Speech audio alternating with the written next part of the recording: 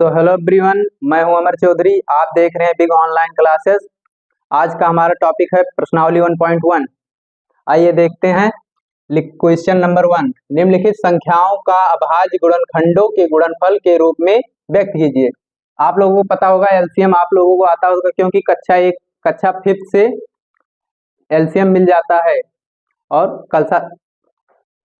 कक्षा 10 में भी है। आइए देखते हैं पहला क्वेश्चन का पहला 140 का एलसीएम निकालते हैं।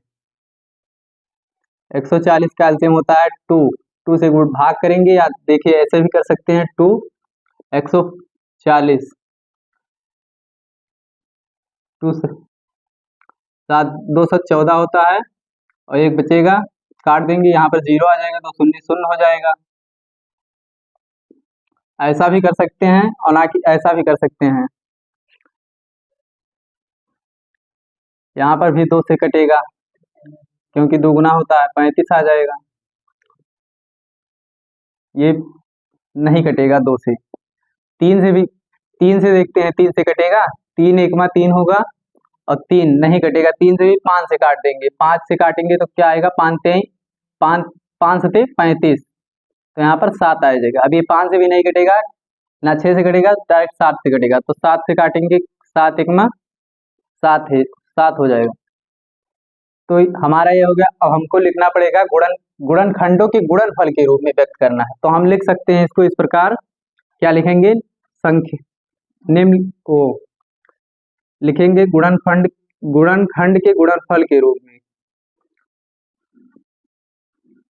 गुणनखंडों के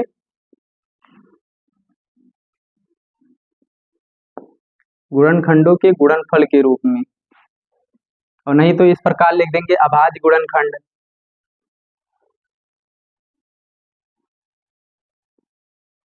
अभाज्य गुणनखंड,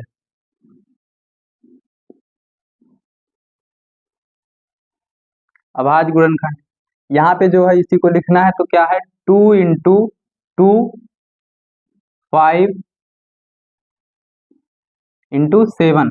अब ये हमारा 2 बार है तो इसको हम लिख सकते हैं, इसको 2 का स्क्वायर कर सकते हैं, इसको इस प्रकार भी लिख सकते हैं 2 के पावर 2 × 5, यहाँ पर 7 नहीं लिख, 7 और × 7। यही चीज ये भी है, इस पर सिर्फ हम 2 बार था तो इसको स्क्वायर पावर कर दिया, ये भी आ गया। यही हमारा पहले का आंसर। ठीक, इसी प्रकार अब इसको करते हैं 156। पहला ये हो गया। दूसरा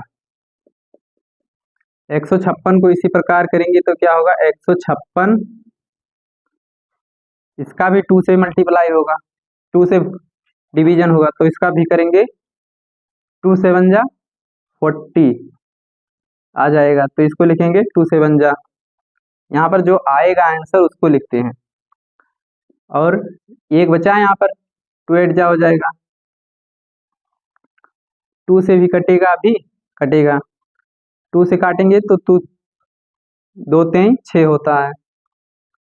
यहाँ पर बचा 2 9 18। अब ये किससे कटेगा, 3 से कटेगा, 3 से कटेगा, तो 3 से काटते हैं तो क्या होगा, 3 का लेंगे, 3 1 3 हो जाए, 3 दूनी जाएगा, 3 दूनी 6 हो जाएगा, और यहाँ पर 3 त्रिक 9 यानी 23 है। 23 स्वयं से कटता है तो 23 को हम 23 से काट देंगे। सॉरी, यहाँ पर एक लाइन और लिखना, 23 को 23 से काट देंगे तो यहाँ पर 1 आ जाएगा। ठीक,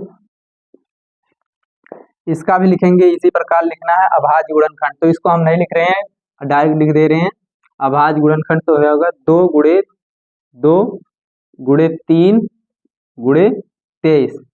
यहाँ भी 2 2 बार है तो इसको हम लिख देंगे 2 के पावर 2 × 3 × 23। ये हमारा दूसरे का आंसर, मतलब पहले के दूसरे का आंसर आ गया।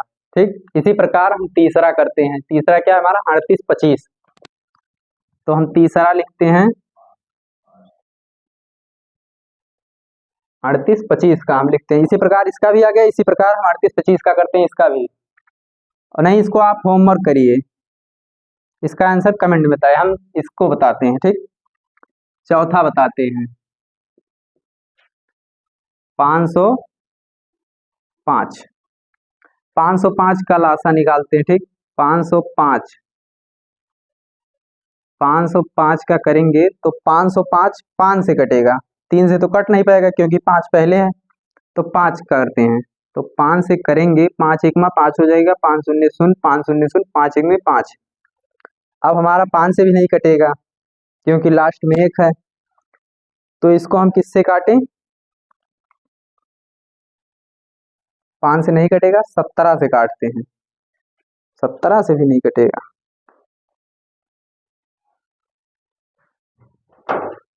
5 से नहीं कटेगा, 17 से नहीं कटेगा, तो हम इसको मतलब 17 से नहीं कटेगा, 7 से लमसम कट जाएगा, तो हम 7 से काटते हैं इसको। 7 का तो 7 लिखेंगे, 7 एक में 7 जाएगा, तो यहाँ पर 1 आएगा। अब यहाँ पर 3 बचा है, तो यहाँ पर 30, यानी 7 चौक जाएगा, यहाँ पर 0 है, 30 हो जाएगा, 7 चौक 28 होगा। अब 2 बचा है, यहाँ पर 1 है, तो 7 त्रिक 21 होगा। ये लाइन पार्ट, 7 त्रिक 21 हो जाए। अब इसको हम देखिए 11 से कटेगा ये, तो 11 से काटेंगे, 11 एक में 11 हो जाएगा, 11 एक में 11 और 11 तिया 33, यानी 11 तिरहिया में 143 होता है, तो इसको हम 13 से फिर काट देंगे, ठीक। 13 से कट जाएगा। इसका अभाज्य गुणनखंड इसी प्रकार लिखना है, अभाज्य गुणनखंड करके, तो इसका आएगा 5 इंटू 7 इंटू 11 इंटू 30। इसको इस पर कोई वो नहीं है पावर, इसलिए ऐसे ही रहते देते हैं, ठीक है। आइए अगला क्वेश्चन 7 74 29 का करते हैं, पांचवा। तो 74 29 हमारा है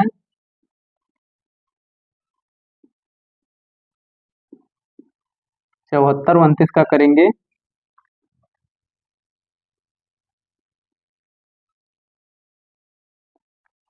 आपको ये समझ में आएगा 74 29 का? 17 से काटते हैं, 17 से कटेगा, 17 चौके 68 जाएगा, तो यानी 17 चौके 68, 17 चौके 68 हो गया। यहाँ पर बचा है 6, यहाँ पर 17 चौके 68 नहीं जाएगा, 17 पचे 75, 17 पचे 17 तिया, 17 तिया जाएगा, 17 तिया 51 हो जाएगा, 17 तिया 51 हो जाएगा। इसके बाद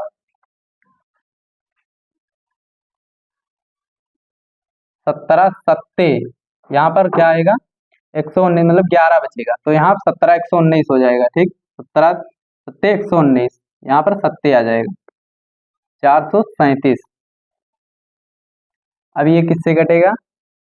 17 से कटा है, तो इसका मतलब 18 19 से किसी कटेगा, तो 18 से कटेगा नहीं, क्योंकि 18 के पहाड़ा में 7 आता ही नहीं है, तो इस 19 के पहाड़ा में आता है, 19 तिया 57 होता है, तो 19 से काटते हैं, तो 19 का करेंगे, 19 तिया 19 दूना जाएगा, 19 दूना 38 हो जाएगा, दूना लाएंगे।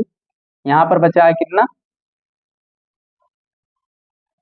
5 बचा है, तो यहाँ 19 तिया 57 हो जाएगा। अभी हमारा 23 से डायरेक्ट कट जाएगा, 23 का, तो 1 आ जाएगा। इसको हम अब लिख देते हैं अभाज्य गुणनफल, ठीक इसी प्रकार लिखना है, तो अभाज्य गुणनखंड लिख देंगे 23 नहीं, पहले शुरू से लिखना है ना, 17 इंटू 19 इंटू 23। हमारा सवाल लग गया है, और ये आपको बताना है 38 25 वाला। ओके, धन्यवाद। अगर आपको वीडियो अच्छा लगे तो चैनल को सब्सक्राइब करें, लाइक करें, शेयर करें, फॉलो करें।